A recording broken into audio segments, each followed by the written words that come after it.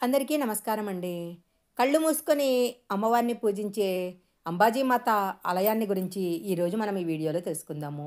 ఈ ఆలయము గుజరాత్‌లో ఉంది. దసరా దగ్గరికి వస్తుందంటే చాలు అమ్మవారి ఆలయాలన్నీ కిటకిటలాడిపోతూ ఉంటాయి. సకల సృష్టికి మూలమైన జగదాంబను కొలుచుకునేందుకు భక్తులు దసరానే తగిన సమయంగా భావిస్తారు.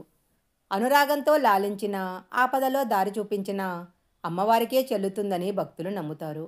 అందుకే దేశం నలుమూలలా ఆమె యొక్క ఆలయాలు ఎన్నో ఉన్నాయి. ఉత్తర గుజరాత్‌లో రాజస్థాన్‌కు సమీపంలో ఉంది అంబాజీమాత ఆలయము. చుట్టూ ఎత్తైన ఆరావళి పర్వతాల నడుమ పచ్చటి చెట్ల మధ్య ప్రకృతి అంతా తన అనుగ్రహమే అన్నట్లుగా ఈ ఆలయం కనిపిస్తుంది. దశయజ్ఞం తర్వాత జరిగిన సంఘటనలో సతీదేవి యొక్క శరీర భాగాలు వేరువేరు చోట్ల పడిన కథ అందరికీ తెలిసిందే. వాటిలో అమ్మవారి యొక్క హృదయ భాగము ఇక్కడ పడిందని పురాణాల్లో చెప్పబడింది. హృదయం అనేది మన భావాలకు, అనుభూతులకు సంబంధించింది. అలాంటి అనుభూతులకు ఎలాంటి రూపము ఉండదు. అందుకే ఇక్కడ ఆలయంలో అమ్మవారికి ఎలాంటి విగ్రహము ఉండదు. బీజాక్షరాలు లిఖించిన ఒక శ్రీయంత్రం మాత్రమే దర్శనమిస్తుంది. ఆ శ్రీయంత్రాన్ని కూడా అదే పనిగా చూడకూడదు అంటారు. అందుకే శ్రీయంత్రాన్ని పూజించాలి అనుకునే భక్తులు తెల్లటి వస్త్రంతో తమ కళ్ళను కప్పుకోవాలని అక్కడ ఆలయంలో నిబంధన పెట్టారు. ఇప్పుడు ఉన్న అంబాజీ ఆలయాన్ని నిర్మించి 15 సంవత్సరాలకు పైగానే గడుస్తుంది. ఒకప్పుడు ఈ ఆలయము దగ్గరలో ఉన్న గబ్బర్ అనే కొండ మీద ఉండేది. పూర్వము దంతుడనే రాజు కొండ మీద ఉన్న అమ్మవారిని ఎలాగైనా తన రాజ్యానికి తీసుకెళ్ళాలి అని అనుకున్నాడట. అందుకే రేయింబగళ్ళు అమ్మవారిని ప్రార్థించి తనతో పాటు రాజ్యానికి రమ్మని ప్రార్థించాడు. రాజు ప్రార్థన మన్నించిన అమ్మవారు ఒక్క షరతు మాత్రం విధించింది.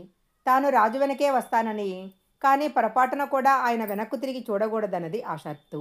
ఆ షరతు గనక రాజు ఉల్లంఘిస్తే తాను అక్కడి నుంచి ఒక్క అడుగు కూడా కదలనని అమ్మవారు తేల్చి చెప్పేశారు.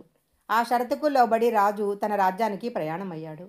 అమ్మవారిని తీసుకుని ప్రయాణం చేస్తున్న రాజుగారు తన కుతూహలము ఆపుకోలేక కొండ నుంచి కొంచెం దూరం రాగానే ఓరకంటితో తన వెనకాలొస్తున్న అమ్మవారిని చూసే ప్రయత్నం చేశాడు. దాంతో షరతు ప్రకారము అమ్మవారు అక్కడే స్థిరపడిపోయారు. ఆమె స్థిరపడిన చోటే ప్రస్తుతం ఉన్న ఆలయాన్ని నిర్మించారు. గబ్బర్ కొండ మీద ఒకప్పుడు అమ్మవారు ఉన్న ఆలయ శిథిలాలను కూడా ఇప్పటికీ మనం చూడవచ్చు.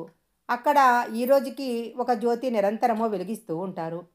శ్రీశైలానికి చేరుకుంటే కేవలం అమ్మవారి ఆలయమే కాకుండా అక్కడ ప్రతి అంగుళం వెనక ఏదో ఒక మహత్యం కనిపిస్తూ ఉంటుంది. అంబాజీ పట్నం కూడా అంతే.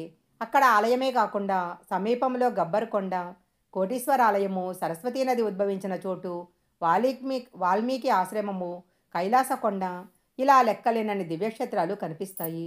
ఈ ఆలయము రాజస్థానులోని మౌంట్ అబూకి అతి సమీపంలో ఉండడంతో అబూకి వెళ్ళే వారంతా అంబాజీ ఆలయాన్ని కూడా దర్శిస్తూ ఉంటారు. ఈ వీడియో కనుక మీకు నచ్చినట్టయితే లైక్ చేయండి, షేర్ చేయండి.